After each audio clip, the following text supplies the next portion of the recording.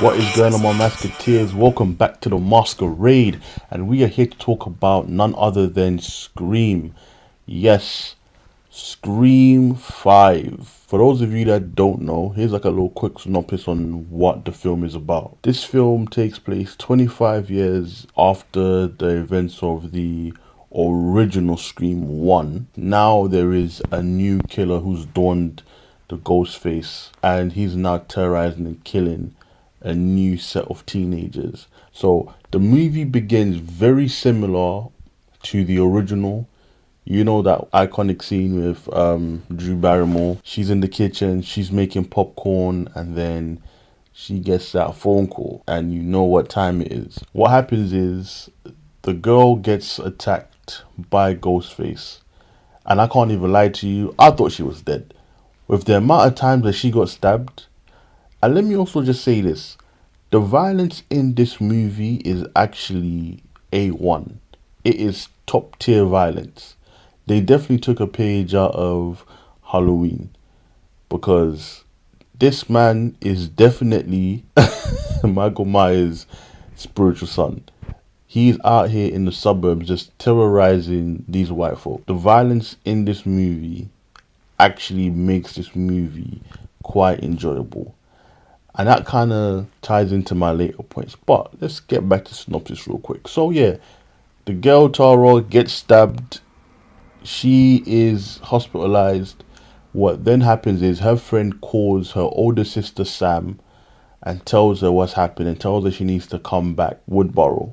Why would you come back to Woodborough? Only God knows. But she gotta come back to take care of her sister. So Sam and her boyfriend Richie come back, and that's where all the madness unravels, and also some secrets from the past are revealed, right? With this film, it tried too much. It was too meta in the sense of it was too self-aware, and that was to its detriment, because the problem is it's okay to be self-aware, but you can't be overboard, and that's what this film was for me.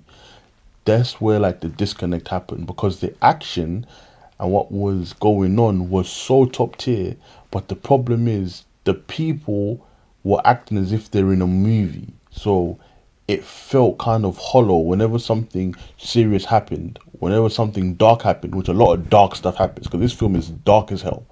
But whenever that happened, because their commentary was like people who know that they're in a horror movie, it just fell flat. So much so that even one character literally describes how the whole reboot and sequel works within the fandom. She goes on a full-on monologue for like 2 minutes, and again, it was just too much. It was too meta. We didn't need all of it. I felt like if you toned it down a little bit more, it would have made the film much better. Similar to the first movie, yes, it was aware of the rules to survive a horror situation, but it didn't go overboard with it. There wasn't a narration of everything and every rule. The second L was the character. Let me not lie to you, I didn't care about any of these new characters. To be fair, there's only two characters which I really liked, and it's the twins.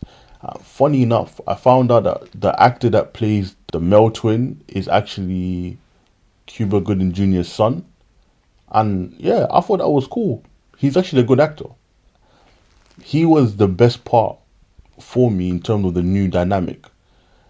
There was also like the guy from 13 Reasons, but yeah, he had like blonde highlights in this movie. Trash. I didn't really care for him. And then a whole bunch of other just generic people that's there. When they were there, not that they were bad, but like I said, you just didn't care for them as much because they didn't really give you enough to make you like them. Whereas, again, the legacy characters, which is Sid, Gail, Dewey, which I will say this, they definitely did well not to use them from the very beginning. Because the funniest thing is, they are in the movie, but how they're introduced and when they're introduced ties into the actual plot itself. So I thought that was a good thing.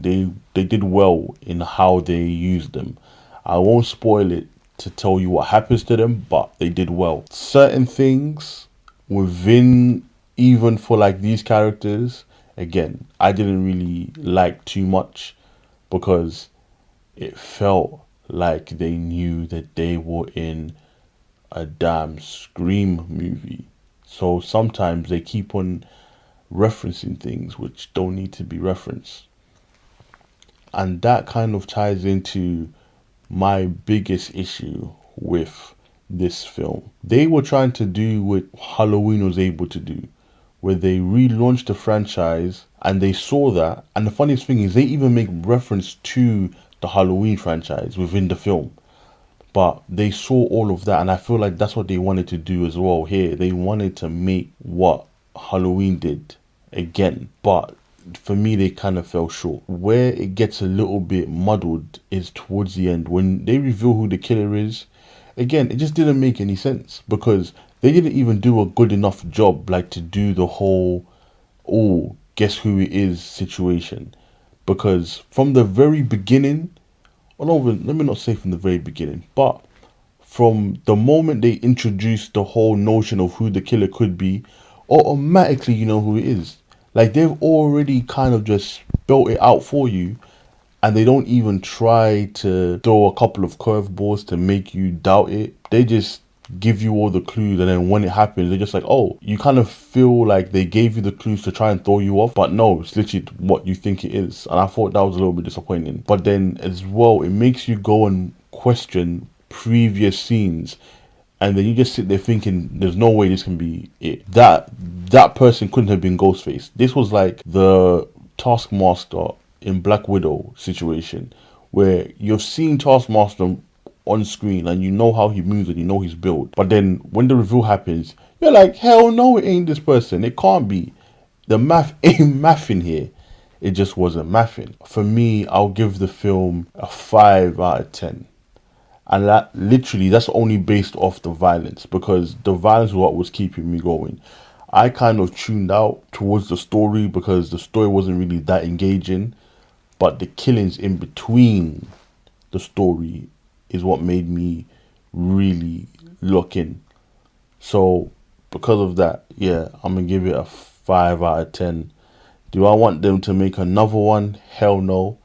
I feel like this one, it should be a one and done. That's my review on Scream. Please let me know what you thought in the comments, and I will catch you next time. Peace.